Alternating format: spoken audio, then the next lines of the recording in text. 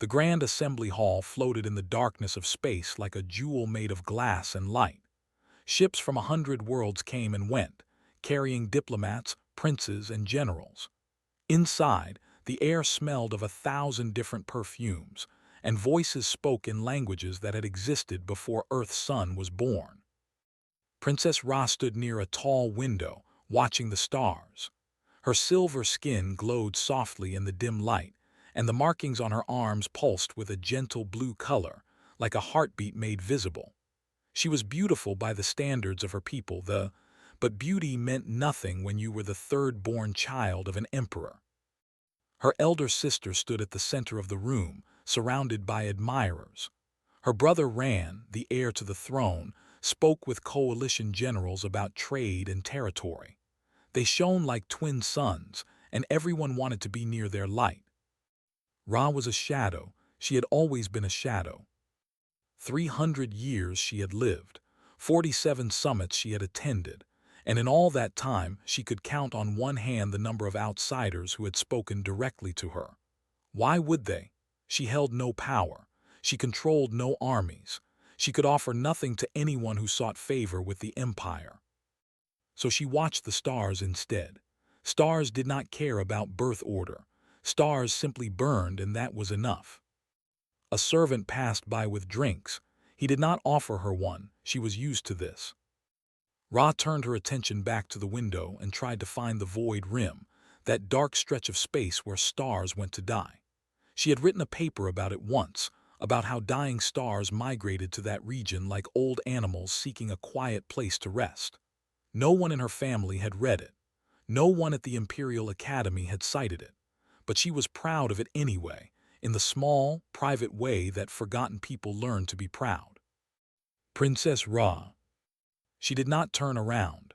Someone had probably confused her for it happened sometimes. People would approach, realize their mistake, and walk away with embarrassed apologies. Princess Ra, the voice said again, closer now. I hope I am not disturbing you. She turned. A human stood before her. He was young by human standards, perhaps 30 years old, with black hair cut short and dark eyes that seemed to hold more thought than words. He wore the uniform of the Earth Coalition military, simple and undecorated. A junior officer, she realized. Nobody important. He bowed, not the shallow nod that most species gave to but a proper bow, with his hand over his heart and his head lowered for exactly 3 seconds. The formal greeting of her people. Almost no outsiders bothered to learn it. My name is, he said. I am a liaison officer with the human delegation. Ross stared at him. You know my name. Yes. You pronounced it correctly. I practiced, he admitted. I did not want to offend you. She felt something strange in her chest, something she could not name. Most people do not bother to learn the names of third-born children. That seems like a waste, said. Third-born children are still people. She did not know what to say to that. For a long moment she simply looked at him, searching his face for some hidden motive. Was he trying to use her to reach her siblings? Did he want something from the Empire? But his eyes held no cunning. He simply stood there, waiting, as if talking to her was the most natural thing in the world. Why did you approach me? She asked finally. I read your paper, he said. The one about stellar migration patterns in the void rim. I found it fascinating. Your methodology for tracking dying stars was unlike anything I had seen before. Ra's breath caught in her throat. You read my paper.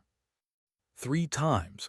The third time was because I wanted to make sure I understood the gravitational calculations. He smiled, a small and shy expression. I am not as smart as you, so I had to work harder.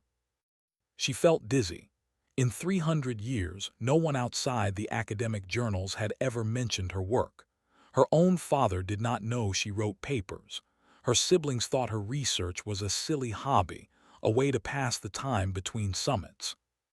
And here was this human, this young man from a species that had only discovered space travel 2 centuries ago, telling her that he had read her work 3 times. I do not understand, she whispered. "What is there to understand?" asked. "You wrote something brilliant. I wanted to learn from it. Is that so strange?" "Yes," she said, "it is very strange." He laughed softly. It was a warm sound like sunlight on water. "Then perhaps humans are strange. We like to remember things, names, faces, ideas that make us think." He paused. "We especially like to remember people who deserve to be remembered." Ra felt the markings on her skin pulse faster, betraying her emotion. She forced herself to stay calm, to keep her voice steady. "You do not know me, Lieutenant. I may not deserve to be remembered at all." "Maybe," he agreed, "but I would like to find out if you will allow me." Across the room, her sister laughed at something a diplomat said. Her brother signed a document that would move ships and armies. The galaxy continued to turn, vast and uncaring. But in that small space by the window, a human remembered a princess's name, and something inside her began to wake up. "I will allow it," Ra said. Smiled again, and for the first time in longer than she could remember, she smiled back. The days that followed were unlike anything Ra had ever experienced. It started with small things. At a morning meeting about shipping routes, she arrived late because a servant had forgotten to wake her. The only empty seat was at the far end of the table, near the human delegation. Saw her enter and quietly shifted his documents to make room beside him. "The representative has been talking for 20 minutes, he whispered as she sat down.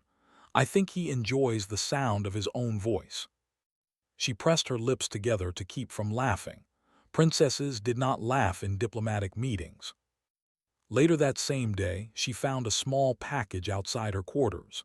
Inside was a translated copy of a human astronomy text with a note in careful handwriting.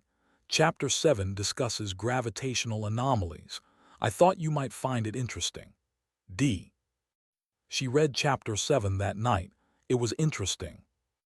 At a luncheon the next day, Ra stood near the food tables, trying to decide what to eat.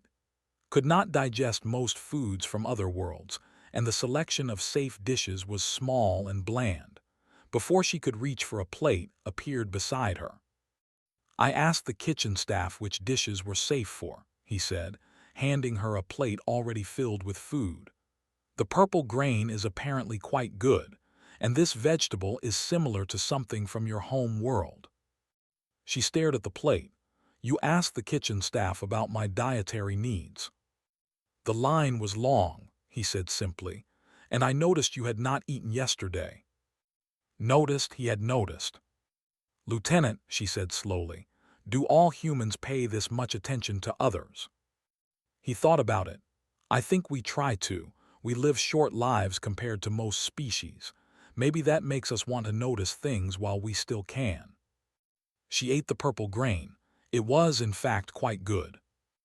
The summit continued, and so did the small kindnesses. When her stylus broke during a long committee meeting, slid his own across the table without a word. When she mentioned that she missed the binary sunset of her home world, he found a viewing room with a projection system and programmed it to display a sunset. When she struggled to understand a complex trade agreement written in coalition standard, he stayed up late to help her translate the difficult parts. None of these things were grand gestures. None of them would be remembered by history, but Ra remembered them. She remembered every single one. Her sister noticed. "Why does that human keep speaking to you?" asked one evening, cornering Ra in a corridor. Her elder sister's silver skin was darker than Ra's, and her markings pulsed with suspicious red. "I do not know," Ra said. It was not entirely true anymore, but she did not want to explain. "Humans are rising quickly in coalition politics. They breed fast and they learn faster. If he is trying to use you to get to Father, you must tell me immediately." "He is not trying to use me." "How can you be certain?" "Because he reads my research papers. Because he remembers what foods I can eat. Because he looks at me like I am a person and not a political tool." But she could not say any of this to, who had never been forgotten a day in her life. I am certain, she said instead. Her sister's eyes narrowed. Be careful, Ra. Third-born children cannot afford to make mistakes. That night, Ra went to the observation deck. She told herself it was to watch the stars, but when appeared, she realized she had been hoping he would come. They stood together in comfortable silence, watching a distant nebula swirl with colors that had no names in any language. Can I ask you something? Said finally. Yes. The markings on your skin, they change color based on your emotions, don't they? She instinctively covered her arms. Yes, it is considered private. Among my people we learn to control them, to show nothing. That sounds lonely. She had never thought of it that way. It is simply how things are. He nodded slowly. My grandmother used to say that loneliness is a choice we make when we forget that others are lonely too. He turned to look at her. Do you ever get lonely, princess? The question hit her like a physical blow. No one had ever asked her that. No one had ever cared enough to wonder. Sometimes, she admitted, often. Me too, he said quietly. She looked at him in surprise. But you are always surrounded by your delegation. Your commander speaks highly of you. You have friends. Having people around you is not the same as being known by them. He smiled, but it was a sad smile. I think you understand that better than anyone. She did understand. She understood perfectly. She said, using his name without his title for the first time, why do you remember me? There are thousands of delegates at this summit, important ones, powerful ones. Why waste your time on a forgotten princess? He was quiet for a long moment. When he spoke, his voice was soft. Because everyone deserves to be remembered. Because I know what it feels like to be overlooked. And because, he hesitated, because you wrote about dying stars with such love that I could not stop thinking about the person who saw beauty in things the rest of the galaxy had given up on. Ra's markings flared bright blue before she could stop them. She turned away, embarrassed. I have said too much, said quickly. I apologize. No, she faced him again, letting him see the color on her skin. Do not apologize, please. Never apologize for making me feel seen. Outside the window, the stars continued their ancient dance. But in that moment, neither of them was watching. The summit was supposed to bring peace. Instead, it brought the galaxy closer to war. The trouble started when the collective demanded territory along the border. 3 star systems, rich in minerals and strategically important. The refused, the threatened, and within days the careful balance of the coalition began to crack. Ra watched it all from her usual position at the edge of rooms, in corners where no one looked. She watched her brother Ran grow angrier with each passing day. She watched the delegates whisper among themselves. She watched the other species choose sides, forming alliances that could tear the galaxy apart. And she watched the humans try to help. Commander, Superior Officer, stood before the full coalition assembly and offered human mediation. We have no stake in this dispute, she said calmly. We want only peace. Let us help you find a solution that honors both sides. Prince Ran laughed. It was not a kind laugh. It was the laugh of someone who has never been challenged, never been told no. Your species has barely left your cradle world, he said, his voice dripping with contempt. You have existed for a single heartbeat of cosmic time. What could you possibly understand about empires, about honor, about the weight of 1,000 years of history? Ra saw's face as her brother spoke. He did not flinch, did not argue, did not show any emotion at all. But she had learned to read him over the past days, and she saw the hurt he hid behind his steady eyes. Commander simply bowed. The offer stands should you change your mind. The assembly moved on to other matters, but Ra could not stop thinking about the look on his face. She found him that evening on the observation deck. Their observation deck, as she had begun to think of it.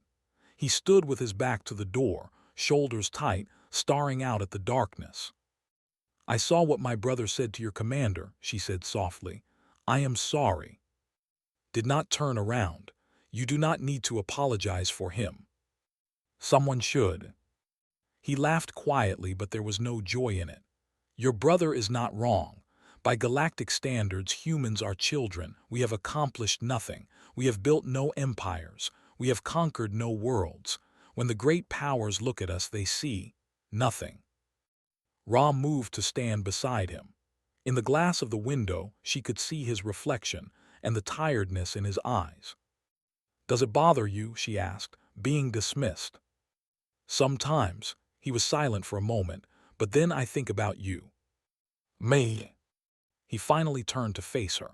You have lived for 300 years.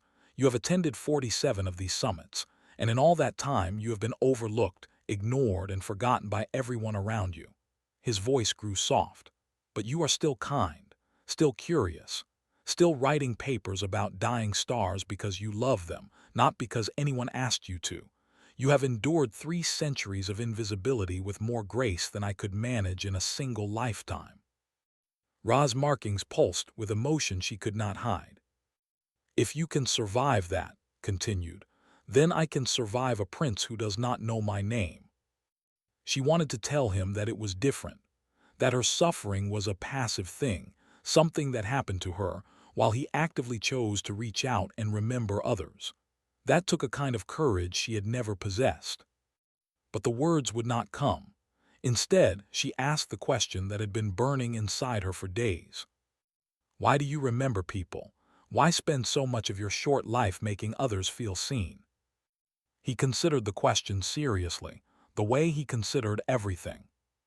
When I was young, he said, my family moved to a new city, new school, new neighbors, new everything. For an entire year, no one learned my name. Teachers called me the new boy. Other children did not call me anything at all. I ate lunch alone. I walked home alone. I existed, but I was not real to anyone. His voice grew quiet. And then one day, a girl in my class said good morning to me. She used my name just once, just good morning, and I thought, this is what it feels like to be alive. This is what it feels like to matter to someone. He looked at Ra with an intensity that made her breath catch. I never forgot that feeling, and I decided that if I could give that feeling to others even once, even briefly, then my life would mean something. That is why I remember names. That is why I notice when someone has not eaten. That is why I read research papers written by forgotten princesses about dying stars. He smiled, small and sad and beautiful. Because everyone deserves to feel alive. Ra's chest ached with an emotion she had no name for. 300 years, and no one had ever spoken to her like this. No one had ever seen her so clearly. As she whispered, "Yes," she stepped closer to him, close enough that the light from her markings cast soft blue shadows across his face. "I think I am in danger," she said. Concern flooded his features. "What kind of danger? Is someone threatening you? I can speak to Commander." "No," she shook her head. "Not that kind of danger." She placed her hand over her heart where the markings pulsed. "I am in danger of caring for you far more than politics would ever allow." He stared at her. For a terrible moment, she thought she had made a mistake. Then he reached out and took her hand. "Then we are both in danger," he said, "and I find that I do not mind at all." Outside, the galaxy prepared for war. But in that small space between stars, 2 people from different worlds held onto each other, and the darkness did not seem quite so dark. The war came closer with each passing day. Negotiations collapsed. Their delegates and began moving their fleet toward the border. They responded by mobilizing their own warships. Other species picked sides, drawn into the conflict by old treaties and older grudges. Ra watched her brother Ran with growing dread. She had always known he was ambitious. She had always known he was proud, but she had not understood until now just how far he was willing to go. The information came to her by accident. A servant delivered a message to the wrong room, a document meant for her brother's war council. By the time Ra realized the mistake, She had already read enough to understand. Rand did not just want to win the war. He wanted to send a message that would echo through history. And to do that, he planned to destroy a colony world, not a military base, not a strategic target, a colony. 12 million civilians, including children and elderly, living their quiet lives on a planet called. He was going to kill them all. Ra's hands shook as she held the document. This was wrong. This was monstrous, but what could she do? She was the third-born child.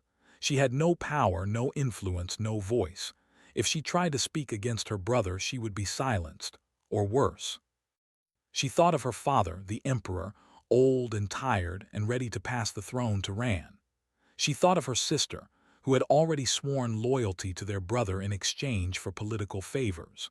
She thought of the court, the generals, the advisors, all of them too afraid or too ambitious to stand against the future emperor. There was no one who could stop this, no one who would even try. No one except. She found in his quarters reviewing reports on his. When he saw her face, he immediately stood up. What happened? She could not speak. She simply handed him the document. He read it. She watched his expression change from confusion to understanding to horror. When he finished, his hands were shaking too. "This is genocide," he said quietly. "Yes." 12 million people. "Yes." He looked at her. "Why did you bring this to me?" Ra felt tears burning in her eyes. Did not cry. They were taught from childhood to control their emotions, to show nothing, to be like stone. But she was not stone. She was flesh and blood and a heart that could not bear the weight of 12 million deaths. "Because I cannot stop it," she whispered. "I cannot act against my own family. If I try, I will be imprisoned or killed. But I cannot let this happen. I cannot let millions die because my brother wants to prove how powerful he is." She collapsed into a chair, all the strength going out of her. "I am a coward," she said. "I have been a coward my whole life. I watched my family do terrible things and I stayed silent because it was easier, because I was afraid, because I told myself that it was not my responsibility." She looked up at him, tears streaming down her silver face. "But this time I cannot be silent. Even if I do not know what to do, even if I am useless, I cannot be silent." Knelt in front of her. He took her hands in his, gentle and warm. "You are not useless," he said firmly. "You are not a coward. A coward would have destroyed that document and pretended she never saw it. You came to me. You chose to do something. That is the opposite of cowardice." "But what can I do?" He was quiet for a moment, thinking. When he spoke, his voice was calm and steady. "What do you want to do, Ra?" No one had ever asked her that question before. What she wanted had never mattered. Her desires, her opinions, her dreams had all been irrelevant to a galaxy that did not know she existed. But was asking, cared what she wanted. "I want to stop it," she said. "I want to save those people. I want to matter." He squeezed her hands. "Then you do matter, and we will stop it together." "How?" "Tell me everything you know. Every detail, let me help." And she did. Through the night they talked. Ra shared everything she had learned from years of being invisible at the edges of rooms where important decisions were made.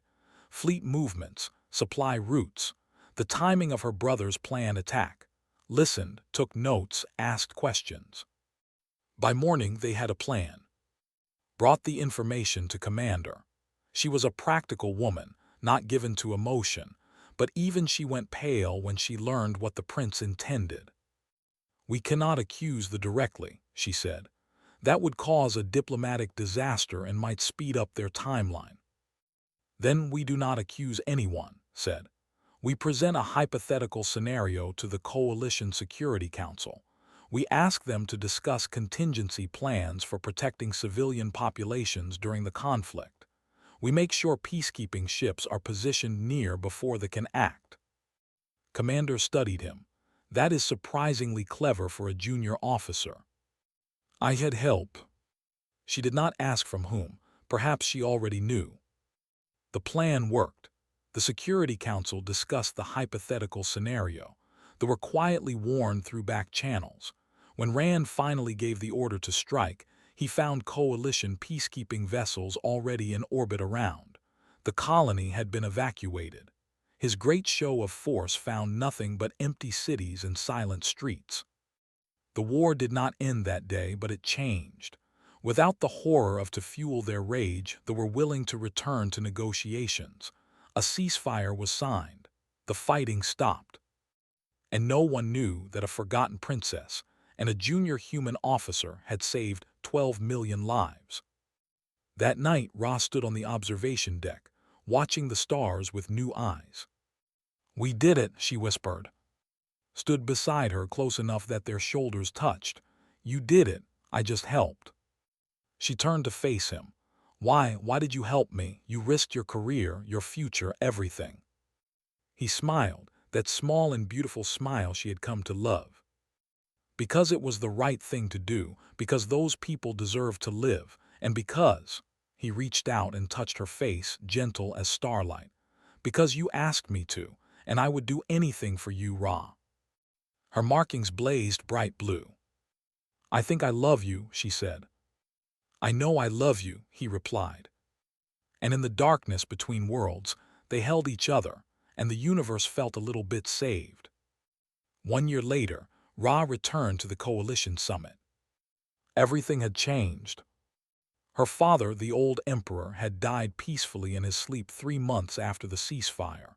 It was not scandal that killed him, just age and tiredness. He had ruled for 800 years, and his body had simply decided it was time to rest. Rand sat on the throne now, but his power was not what he had expected.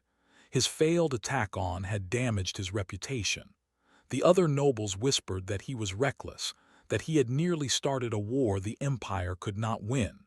His sister had begun gathering allies of her own, sensing weakness. And Ra, the forgotten third-born child, found herself with something she had never had before: freedom. No one watched her movements anymore. No one cared what she did or where she went. In the chaos of succession and politics, she had slipped through the cracks entirely. And for the first time in her life, she used that invisibility as a tool rather than a prison. She published more research. She corresponded with scholars across the galaxy, building connections with people who valued knowledge over bloodlines. She attended conferences, gave lectures, wrote papers that were actually read and discussed. Slowly, gradually, her name began to mean something. Not Princess Ra, third daughter of the Emperor, just Ra, the scientist who studied dying stars. It was a small thing, perhaps, but it was hers. When she arrived at the Coalition station, she did not go to the reception hall where her siblings were holding court. Instead, she went to the observation deck. He was already there. Stood with his back to the door, looking out at the stars. He wore a new uniform now, the insignia of a lieutenant commander on his shoulder. His quiet competence had finally been recognized. "You have been promoted," she said. He turned, and his face broke into a smile that made her heart ache with happiness. "And you have become famous," he replied. "I read about your lecture at the Academy of Sciences. They say you made 3 senior professors cry." They were happy tears, mostly. She walked toward him, her markings already glowing with emotion she did not try to hide. "I missed you." "I missed you too." He reached out and took her hands, the same way he had done a year ago when she came to him broken and afraid. Every day, every hour. They stood together in comfortable silence, watching the stars drift past. It felt like coming home. She said finally, "I have been thinking." "About what?" "About time." She turned to face him fully, her silver skin catching the light of distant nebulae. "My people live for 1,000 years. Humans live for less than 100. In the span of my life, you will be gone in an instant." His smile faded slightly. "I know. It is not fair." "No," he agreed, "it is not." She stepped closer, close enough that her markings cast their blue light across his face. When I was young, I thought that living forever would be a gift. I watched the stars and thought how wonderful it would be to see them burn for centuries. Her voice grew soft. But I have lived for 300 years and most of them were empty. I existed, but I did not live. I observed, but I did not feel. I had time, endless time, and I spent it being forgotten. She reached up and touched his face, feeling the warmth of his skin, the pulse of his blood, the precious fragility of his human body. "Then I met you," she whispered, "and you made me feel more alive in a few weeks than I had felt in 3 centuries. You remembered my name. You read my papers. You noticed when I had not eaten.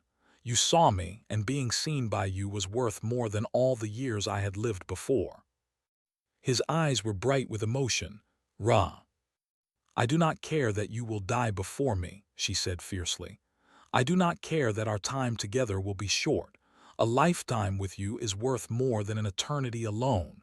Do you understand?" He pulled her into his arms, holding her tight against his chest. She could feel his heart beating, strong and steady and beautifully temporary. "I understand," he said into her hair, "and I feel the same way." She pulled back to look at him. "Then promise me something." "Anything." "Promise me that you will never apologize for being human, never apologize for your short life, or your fragile body, or the fact that one day you will be gone." Her voice broke slightly. "Promise me that you will simply live fully and completely for as long as you can, and let me live alongside you." He smiled, that small and beautiful smile she had fallen in love with on an observation deck 1 year ago. "I promise," he said, "and I have a promise for you too." "What is it?" "I will spend every day of my life making sure you never feel forgotten again. I will remember you, Ra. I will remember your name, your work, your smile, your tears. I will remember everything about you, and I will love everything I remember." She felt tears running down her silver face, happy tears. She did not try to hide them. "And when you are gone," she asked, "when I am alone again?" He took her face in his hands, gentle as starlight. "Then you will remember me," he said. "And maybe that is enough. Maybe that is how it works. We take turns carrying each other through the dark. I will carry you for as long as I can, and then you will carry me in your memory for as long as you live. And neither of us will ever truly be alone." She kissed him then for the first time. His lips were warm, and he tasted like tears and starlight and everything she had ever wanted without knowing it. Around them the station hummed with the movement of 1,000 species, the endless business of an indifferent galaxy. Wars would come and go. Empires would rise and fall. Stars would be born and die. But in that small space by the window, 2 people from different worlds held onto each other and refused to let go. And for the first time in 300 years, Ra knew exactly what it meant to be alive. She was remembered. She was loved. And that was enough. That was everything.